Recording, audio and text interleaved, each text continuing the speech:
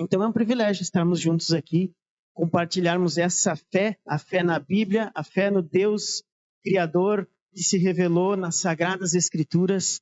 Um privilégio estarmos aqui e juntos ainda nesta caminhada, nos ajudando, nos incentivando, nos aconselhando, um levantando o outro, e assim nós vamos caminhando com Jesus. Amém? Vamos então meditar na palavra de Deus. Nós estamos numa série de mensagens. Eu quero te convidar a abrir a tua Bíblia no livro de Neemias. Antes de Jó ali, antes dos Salmos, né? Neemias, Esther, Jó, Salmos. Livro de Neemias, o capítulo 2. Nós vamos de novo. Semana passada a gente meditou nessa passagem e hoje vamos de novo. Ah, Lucas, mas é a mesma mensagem? Não, é uma mensagem diferente, amém? Glória a Deus. Todos acharam Neemias capítulo 2? Vamos ler então assim, Neemias capítulo 2, nós vamos ler o versículo 11 e 12 e depois o 16 e o 18, ok? Então vamos ler o texto da palavra de Deus. Neemias capítulo 2, verso 11 ao 12. Todos acharam? Amém? Vamos ler então. Então cheguei a Jerusalém, depois de esperar 3 dias. Me levantei à noite junto com uns poucos homens que estavam comigo. Não declarei a ninguém o que o meu Deus havia posto no meu coração para eu fazer em Jerusalém. Vamos só repetir essa partezinha aqui. Não declarei a ninguém o que o meu Deus havia posto no meu coração para eu fazer em Jerusalém. Até aí. Agora vamos no verso 16. Os magistrados não sabiam aonde eu tinha ido, nem o que tinha feito, pois até ali eu não havia declarado coisa alguma, nem aos judeus, nem aos sacerdotes, nem aos nobres, nem aos magistrados, nem aos demais que iriam fazer a obra.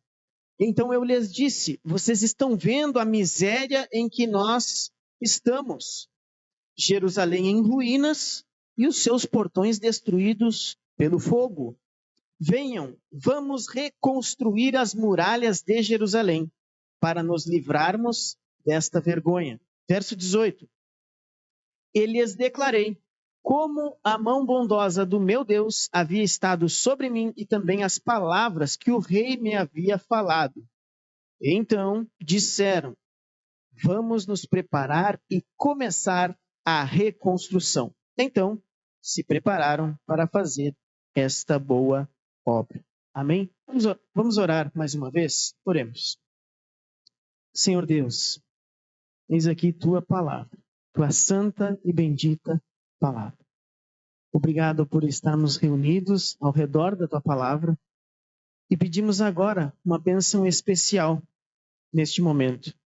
Que a tua palavra possa entrar em nossos corações e possa transformar o nosso ser, o nosso caráter.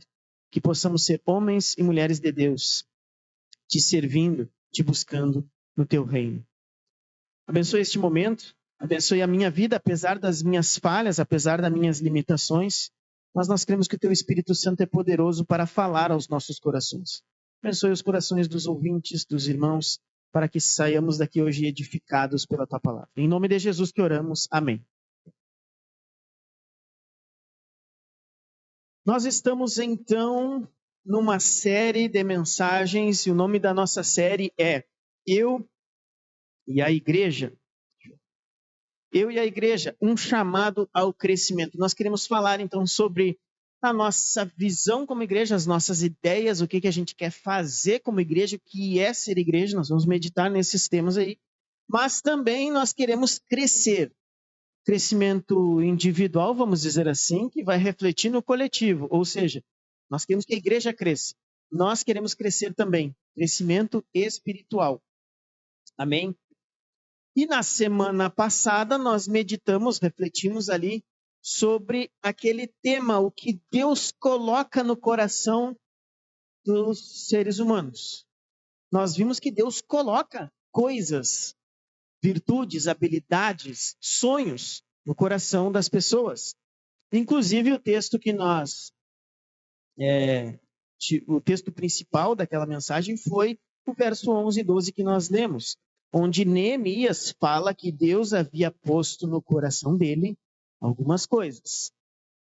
E hoje nós vamos então meditar sobre essas coisas, esse plano, essa visão que Deus colocou no coração de Neemias. Por isso o título da nossa mensagem de hoje é O Poder da Visão. Amém? O poder da visão. Então vamos lá. Relembrando o contexto de Neemias. Esse livro aqui é um grande livro, é um livro inspirador para nós. Neemias foi um grande líder. Neemias foi um grande homem de Deus. Então esse livro aqui nos inspira para o nosso crescimento espiritual. Lembrando, na época de Neemias, Jerusalém estava destruída, a cidade mais importante para o judeu. Se você não sabe, Jerusalém era uma cidade santa para o judeu. E realmente Deus, tinha estabelecido na antiga aliança, no Antigo Testamento, que Jerusalém era o local da adoração a Deus. Então ela era uma cidade sagrada, peregrinações eram feitas, enfim. O judeu tinha aquele desejo por cuidar de Jerusalém, amar essa cidade de Jerusalém. E Deus queria mostrar ao mundo a sua glória através do seu povo. E quando o povo de Deus caminhava com Deus, quando o povo de Deus obedecia a Deus, o que acontecia? Israel era exaltado, o povo de Israel era exaltado financeiramente, prosperidade, paz, segurança, venciam batalhas, enfim. Mas, quando o povo se desviava, quando o povo não obedecia à voz de Deus, Jerusalém caía em ruínas. O povo de Deus sofria divisões, guerras, exílio, que era o caso de Neemias. O que é exílio, gente? Exílio é quando uma pessoa mora num país e ela é capturada e levada para o outro país que capturou aquela cidade. Que era o caso de Neemias. Neemias estava na Pérsia. Neemias era copeiro do rei Artaxerxes, um rei persa. E aí, Neemias, então, com aquele temor a Deus, com aquele desejo de glorificar a Deus, ele ficou sabendo que Jerusalém estava em ruínas. Nós mesmos lemos aqui, no verso 17, Neemias disse: vocês estão vendo a miséria em que nós estamos, Jerusalém em ruínas, os seus portões destruídos pelo fogo. Então, para eles, é como se Deus tivesse abandonado o povo de Deus. Então, algo tinha que ser feito, uma reforma religiosa, um avivamento tinha que acontecer. E Deus utiliza Neemias para fazer uma grande obra. Olha só, o que aconteceu? Deus chamou Neemias, deu uma missão para Neemias, para reconstruir os muros e os portões da cidade. Então essa era a missão de Neemias. Essa era a visão de Neemias. Reconstruir os muros e os portões da cidade. Deus toca no coração do rei, desse rei Artaxerxes. O rei libera Neemias, lembrando, acho que eu já falei, Neemias era copeiro do rei. Uma missão comum, vamos dizer assim, mas tinha uma posição privilegiada, podemos dizer.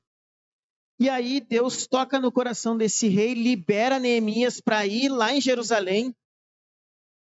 Neemias compartilha com o rei: a cidade lá está destruída, queria ir lá reconstruir os portões. E aí o rei libera, Neemias vai, e não só autorizou Neemias ir para lá, como também liberou recursos para que Neemias reconstruísse os portões e os muros de Jerusalém. Então, uma missão dada por Deus, colocada no coração de Neemias. Agora, Neemias, através desta missão, ele nos ensina, principalmente sobre liderança, e não tem como não ler o livro e ficar impactado com tamanhas lições que a gente tem sobre liderança, sobre crescimento aqui na palavra de Deus. Então, o verso 11 e 12, como nós vimos semana passada, nós exploramos o fato de que Deus coloca coisas no coração dos homens, dos seres humanos, dos homens e mulheres. Hoje nós vamos explorar o fato de que Deus colocou no coração de Neemias essa missão, esse plano, mas para cumprir essa missão, Neemias desenvolveu uma visão. Ele teve um plano, uma visão estratégica para cumprir a missão. Por isso que o tema da nossa mensagem hoje é o poder da visão. Nos versos 16 a 17, nós vemos então Neemias revelando a sua visão, revelando o seu plano. E qual era o plano de Neemias? Vamos reconstruir as muralhas de Jerusalém para nos livrarmos desta vergonha. Esse é o plano. Essa é a visão de Neemias.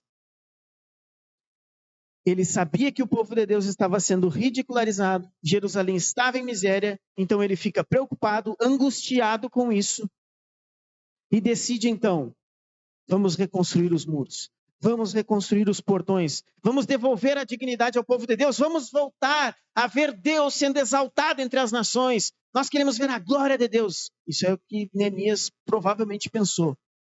Vamos resgatar a fama de Deus entre as nações. Vamos reerguer Jerusalém. Vamos voltar a viver as promessas e desfrutar da bênção de Deus lá em Jerusalém. Mas para isso, nós temos que reconstruir os muros. Temos que reconstruir os portões. Gente, e na época, para a época, isso era muito importante para uma cidade. Imagina, vamos supor hoje, na nossa realidade, se não tivesse polícia, mas de conta que, sei lá, deu um negócio e a brigada militar foi extinta. Seria um caos, né? Nós não teríamos segurança, teoricamente, na nossa cidade. Então, segurança é algo indispensável para uma sociedade se desenvolver, para termos segurança em viver, enfim. Mais ou menos era isso na época. Jerusalém estava sem defesa alguma, sem seus muros e sem portões. E isto, como o próprio texto diz, era vergonhoso para uma cidade. E uma cidade que tinha muitas promessas de Deus. Então, atenção. Deus colocou a missão, Neemias desenvolve uma visão para cumprir a missão e nós vamos refletir então sobre isso. O poder da visão. Primeiro, o que é visão? Vamos diferenciar, tá? Quando falamos em visão, aqui, agora, neste momento, nós não estamos falando do que os nossos olhos enxergam. Amém? Não é dessa visão aqui. É uma metáfora, né, irmãos? É uma comparação, é uma linguagem conotativa. Visão, no nosso sentido, aqui na nossa ideia, é o que Deus quer que você enxergue para o amanhã. Visão é uma imagem mental de um futuro, de um sonho para se realizar. Neemias tinha um sonho de ver Jerusalém restaurada. E aí ele queria ver Deus glorificado. E aí o que ele faz? Mas primeiro temos que reconstruir os muros. Visão, então essa foi a visão que Neemias teve. Visão é uma imagem clara do que poderia e deveria ser, nascida de uma profunda convicção. Amém? É enxergar com o coração pela fé. Não é enxergar com esses olhos, mas é enxergar com o coração. São planos. Visão, são planos. E como executar esse plano na nossa vida. Mas eu queria que você gravasse isso. Visão, uma imagem clara do que poderia e deveria ser. Nascida de uma profunda convicção no coração da pessoa. Nós vamos detalhar isso mais para frente. E dentro do nosso contexto da igreja aqui, Primeira Igreja Batista em Rosário do Sul, tem uma frase do pastor Ricardo Agreste muito interessante. O pastor Ricardo Agreste fala o seguinte: a relevância e influência de uma igreja local está grandemente condicionada à visão que a comunidade possui de Deus, de si mesma e de sua missão. Então, analisando esse tema, o poder da visão, já fica um recado para nós. Assim como Neemias teve uma visão, ele orou, ele buscou a Deus, Ele teve uma angústia no coração. Aí ele teve um sonho, ele orou e ele buscou. E Deus foi abrindo as portas e ele compartilha essa visão. As pessoas acatam essa visão, né? Compram a visão de Neemias, vão junto e Neemias realiza uma grande obra. Da mesma forma, nós, como igreja, nós precisamos também ter uma visão sobre Deus. Claro, quem é Deus para nós? Ainda mais, irmãos, ainda mais na época que a gente vive, que existem várias igrejas, vários credos, pluralismo religioso. E cada um acredita em Deus. Hoje tem Deus para todos os gostos. Mas na verdade a gente sabe que são falsos deuses. Porque Deus verdadeiro, só um, revelado na santa e bendita palavra. Então nós precisamos ter uma visão clara de quem é Deus. Uma visão clara de nós como igreja e da nossa missão.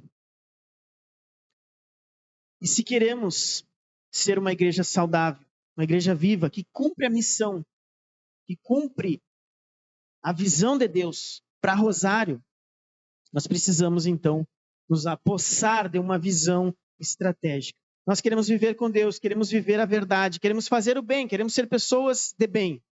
Para isso, precisamos passos estratégicos bem claros para que possamos viver isso. Por isso a importância de desenvolvermos uma visão estratégica para a nossa igreja. E também, meus irmãos, para a sua vida pessoal. Sim, todos nós devemos desenvolver uma visão, não só coletiva, mas geralmente a visão que tu tem, que Deus te dá, ela reflete no coletivo. A gente vai ver isso. O próprio Neemias, Deus colocou no coração dele, mas era algo para abençoar todo o povo de Israel e até nós hoje aqui. Então, eu quero que fique claro esse primeiro ponto. O que é visão? Eu acho que ficou claro. Eu falei bastante, mas eu acho que ficou claro. Segundo ponto, a visão, ela nasce de uma angústia por algo que não acontece. Neemias estava bem no palácio do rei. Melhor lugar para se viver na época. Gente, o Império Persa, na época de Neemias, era a potência mundial. Era o maior império da época. Neemias trabalhava onde? Ele era copeiro do rei.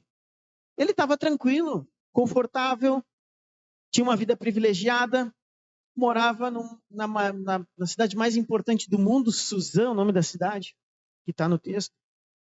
Mas o coração de Neemias se quebra quando ele fica sabendo, porque ele estava lá na Pérsia, mas aí ele fica sabendo que lá em Jerusalém a cidade está em ruínas. O povo está exilado, o povo está disperso. Deus não está sendo glorificado entre as nações. Pelo contrário, Deus está sendo zombado pelas outras nações. Olha lá o estado que está Jerusalém, está tirado as traças, nem portão nem muro tem aquela cidade. Então Neemias fica quebrado por dentro. Isso está no primeiro capítulo do livro. Neemias, ele fica angustiado, porque a glória de Deus não está sendo promovida. E aí, tem um grande pastor chamado Andy Stanley, que ele tem um livro, Visionário, o nome do livro. Nesse livro ele fala de um princípio, e ele diz assim, toda grande visão pessoal começa com um descontentamento sagrado. Preste atenção. Quando olhamos para a nossa vida espiritual, familiar ou ministerial e dizemos, as coisas não deveriam continuar assim. Eu posso e preciso crescer. Então preste atenção. Neemias fica angustiado. Por quê? Porque ele queria ver Deus sendo glorificado. E Deus não estava sendo glorificado. Então ele ora, ele busca e desenvolve uma visão para cumprir o propósito de Deus. Eu vou dar um exemplo também, eu tinha o sonho de ter uma família. Depois da minha conversão, eu tinha um sonho de ter uma esposa bonita, de ter filhos. Isso foi Deus que colocou no meu coração. Amém? Para alcançar esse sonho, eu tive que traçar uma estratégia. Primeiro, oração. Comecei a orar, né? Comecei a buscar Deus. Aí eu tinha que sustentar, para casar com alguém, eu tenho que sustentar alguém, né? Tem que sustentar, tem que ir trabalhar. Então eu comecei a estudar. comecei a fazer faculdade de letras, nessa época eu já estava no exército. Aí eu estudei português para falar melhor, né? Porque beleza é pouco, eu tinha que falar bem, né? Para conquistar lá o coração da gatinha. E aí eu acabei aprendendo a gramática do coração da Emily. E aí Deus foi abençoando, deu certo a visão, a estratégia. E hoje eu tenho uma família, casado há 14 anos. E querendo ou não, foi uma visão, foi algo que Deus colocou no meu coração. Porque antes de Cristo eu não queria nada com nada, eu era um teatino, né? Mas Jesus mudou a minha história e colocou sonhos e foi realizando esses sonhos. Mas tem outra coisa, quero compartilhar outro sonho também. Logo no início da minha caminhada cristã, eu percebia que nas igrejas que eu congreguei, logo no início, eu percebia que havia pouco discipulado na igreja. Aí logo eu percebi que todos nós somos chamados ao discipulado. Então, eu creio que Deus colocou no meu coração esse desejo pelo discipulado. Caminhar com Jesus e ajudar outras pessoas a caminhar com Jesus. E aí eu lembro que às vezes eu pensava assim, ó, se Deus me der a oportunidade de um dia eu pastorear uma igreja, eu quero me dedicar a criar na igreja uma cultura de discipulado. Som. O que Deus tem? Som. Só um pouquinho, um problema técnico. Ei, som. Tá aí também? Som. Vai. Deve ser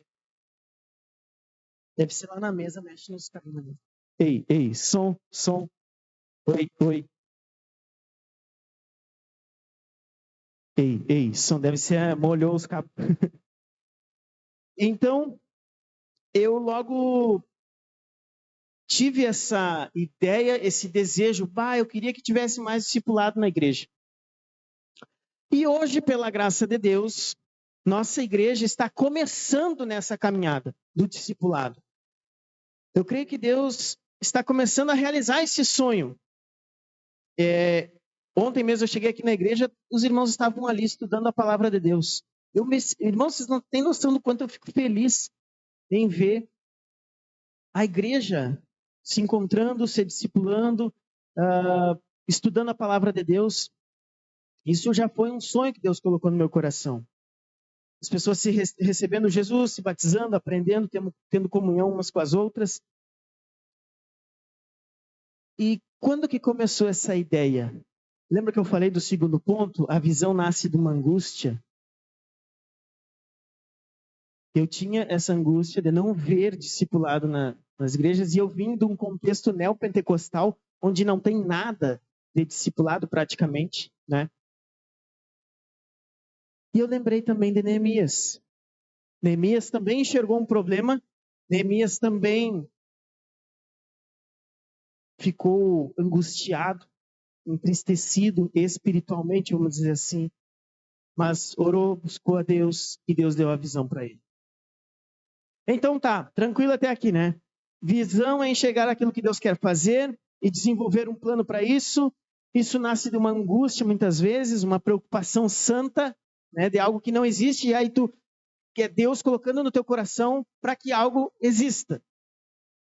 E aí tem o terceiro ponto da mensagem. A visão, ela conecta o eu com o nós. Preste atenção.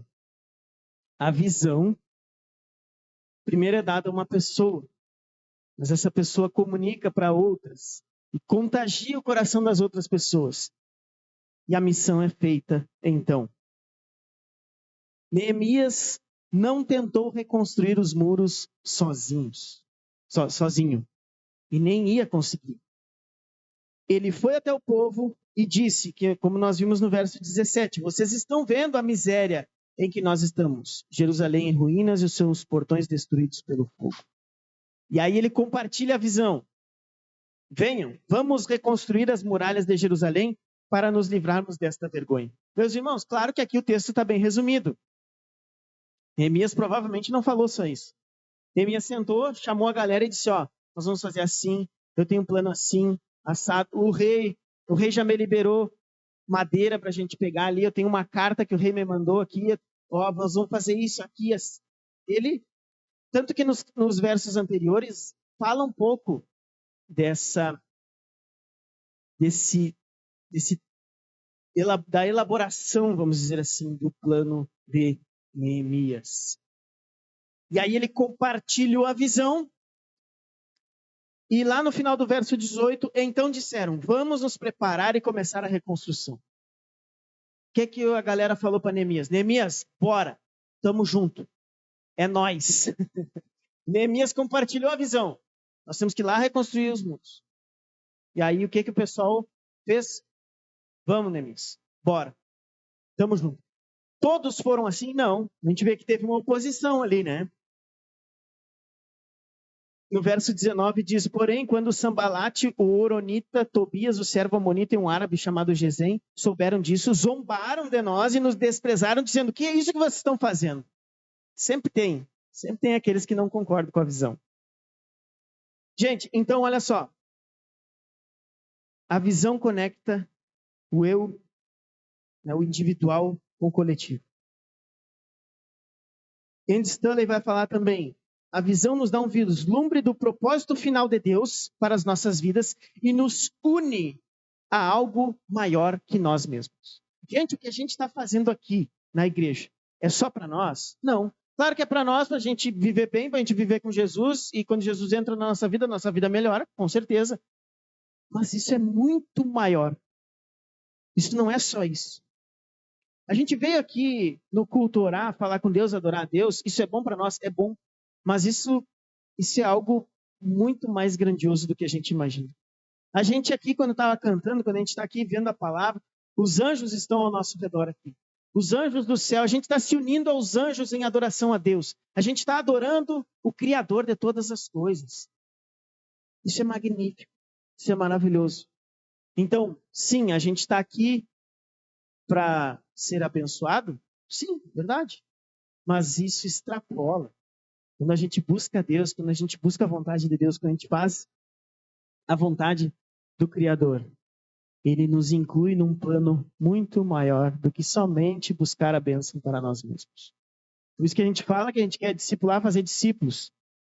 Seguir a Jesus e ajudar outras pessoas a seguirem a Jesus.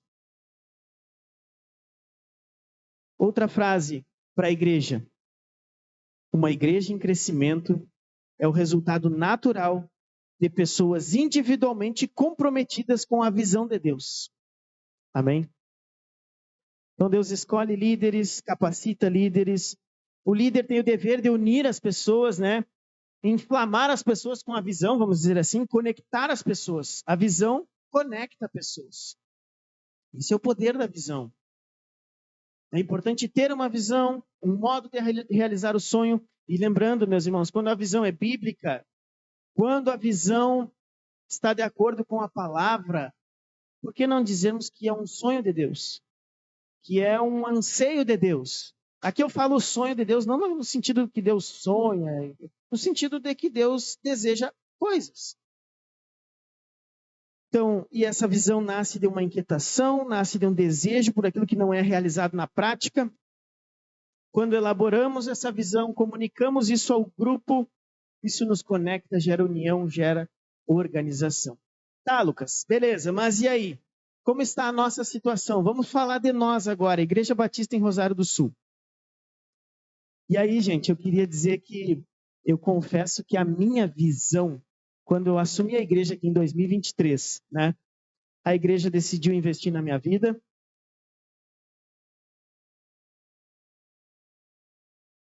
A igreja me colocou no seminário, vamos dizer assim. Os irmãos se reuniram, né? E foi tudo em comum acordo. Eu confesso que naquela época eu pensava assim, ó, cara, se eu conseguir manter os 30 membros já tá bom. Nós tínhamos 27, 30 membros na época. Eu não tinha fé. Eu tinha uma fé pequena. Eu basicamente não estava me lembrando de que Deus é poderoso para fazer infinitamente mais daquilo que pensamos. E muito da minha visão pequena, sem fé, era limitada pela religiosidade minha, religiosidade que não agrada a Deus. Às vezes eu me preocupava mais com um certo padrão religioso do que com o próprio evangelho. E nós temos que tomar cuidado com os movimentos que existem por aí. Movimento pentecostal, movimento reformado, não é? Essas ondas, nós temos que tomar cuidado, porque às vezes a gente critica um lado e acaba se tornando o oposto, acaba se tornando algo infrutífero também. Então, eu às vezes ficava preocupado com palavrinhas religiosas. Eu ficava preocupado com ideias que muitas vezes não era a preocupação de Jesus. Qual é a preocupação de Jesus nos evangelhos? Vamos ver o que Jesus fazia. Jesus ficou elaborando conceitos teológicos. Jesus fazia discursos elaborados? Não. Jesus falava de plantação, falava de semente. Jesus falava de briga de filho com pai, falava de um homem que saía negociar. Jesus estava preocupado em comunicar o evangelho de uma forma clara para que as pessoas ouvissem. Jesus estava preocupado que as pessoas ouvissem a mensagem do reino. E muitas vezes eu estava preocupado em formatar uma caixinha religiosa.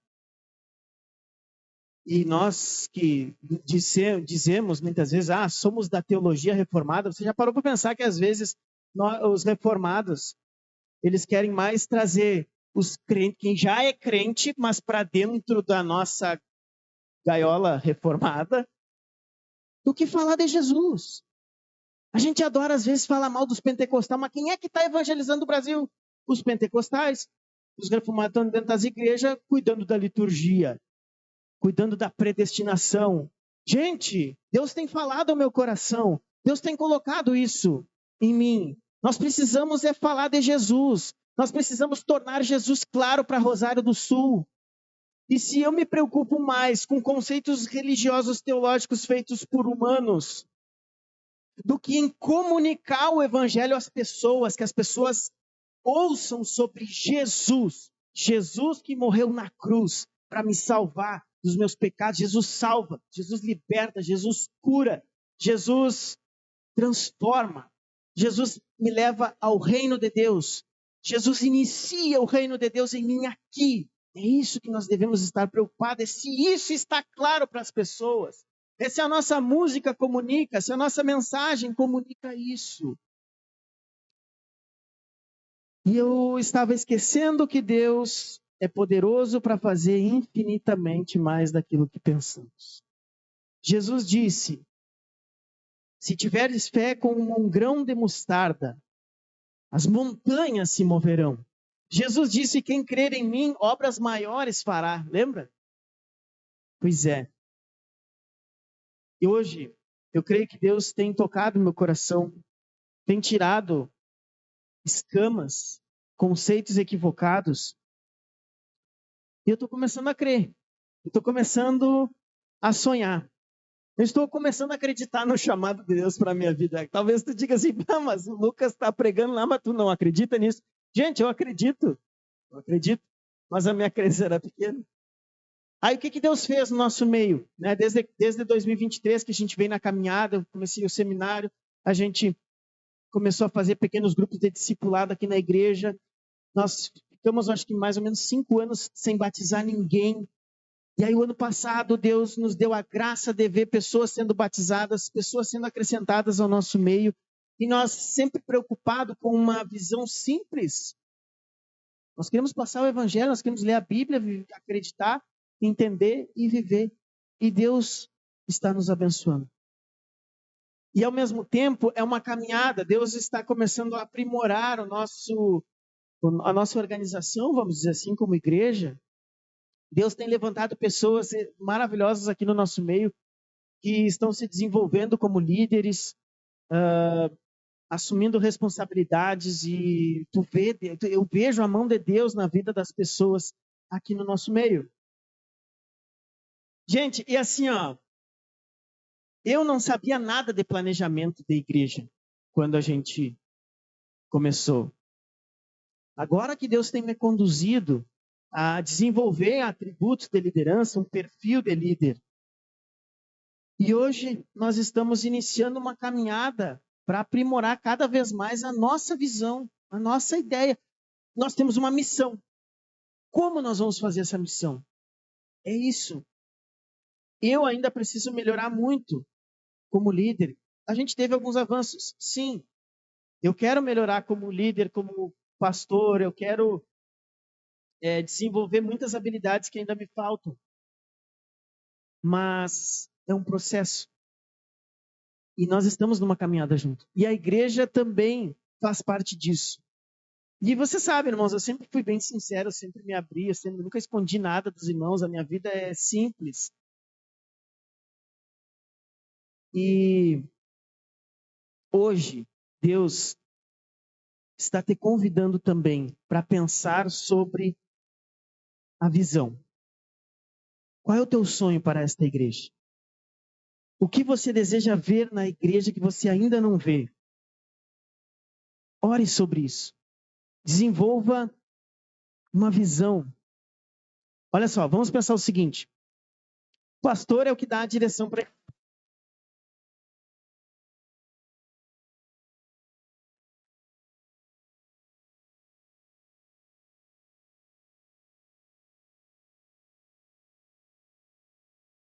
Vamos esperar. Ei, som. Liga o gerador aí. Irmãos, vamos pensar o seguinte. O pastor dá a direção para a igreja, dá a visão. Ok, organiza os ministérios, treina líderes, ensina, pastoreia. Amém. Mas o pastor não faz tudo. A igreja não é o pastor. E a minha principal ideia, e os líderes que eu tenho caminhado junto, todos eles são unânimes. Descentralizar. O negócio é delegar. Desenvolver outros líderes, descentralizar. Então, dentro da visão da igreja, devem florescer outros ministérios, outros líderes, outras atividades. Então, por exemplo, a nossa igreja hoje, a gente não tem visita ao hospital, a gente não tem ação social, a gente, até entre nós aqui, a gente se ajuda com recursos financeiros, volta e meia a gente ajuda uma pessoa e outra ali que está precisando de alguma coisa, sim, mas a gente não tem um projeto de ação social mais efetivo. Trabalho com crianças, a gente até tem o PIB Kids, evangelismo, cuidado, acolhimento. Pense sobre isso. Deus está te chamando para você desenvolver uma visão sobre isso. Qual é a inquietação que tu tem? Descobre no teu coração. O que tu ama fazer? Nós temos vários exemplos de pessoas que, a semana passada nós refletimos sobre um cara que... Não, perdão, foi outra mensagem. Que ele via as crianças passando necessidade e aquilo doía o coração dele. O que ele fez? Um ministério para acolhimento de crianças carentes. O que dói no teu coração? Então, ao projetor.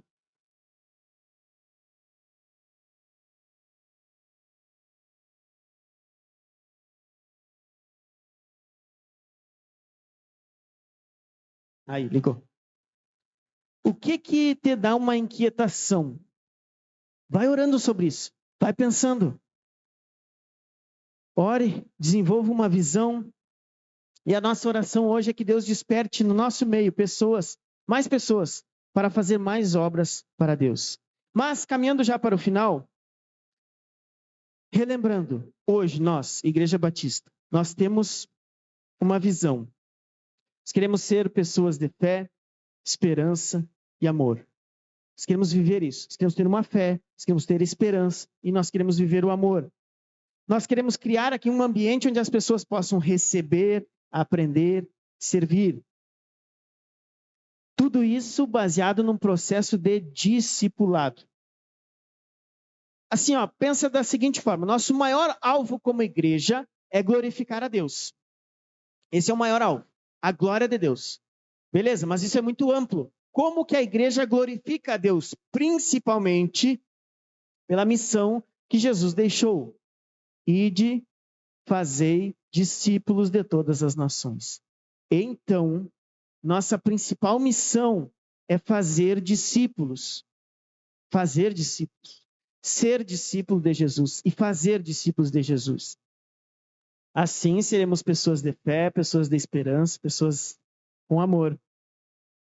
E receber, aprender e servir são palavrinhas chaves para a gente entender o que a gente tem que fazer, como que está a minha vida espiritual. Eu recebi a Cristo, eu recebi perdão, eu recebi a Jesus no meu coração? Sim.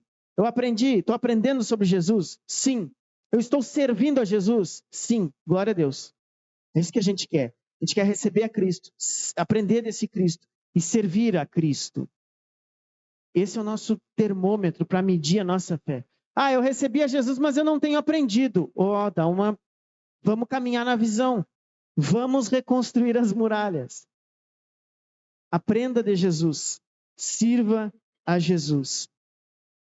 E não podemos tirar o foco do nosso principal alvo, que é fazer discípulos. Meus irmãos, nós estamos caminhando nisso. A ideia é cada vez mais aprimorar essa visão. Eduardo, dá uma aumentada no meu microfone aqui. Eduardo, aumenta aqui. Não estou escutando aqui. Deus está nos chamando para isso. Neemias intimou o povo, vamos reconstruir o povo, bora.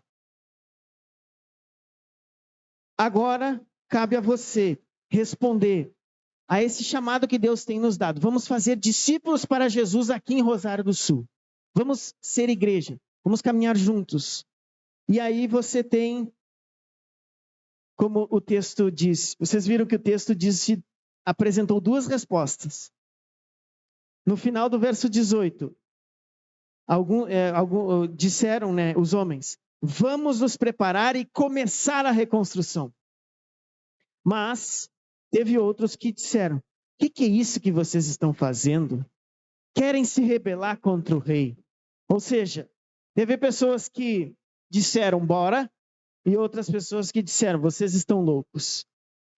Então, a minha oração é que Deus toque no seu coração nessa noite. Para que você diga, vamos nos preparar e começar a reconstrução. No nosso caso, a missão de fazer discípulos para Jesus. Amém? Quero te convidar a ficar de pé neste momento. Vamos fazer mais uma oração.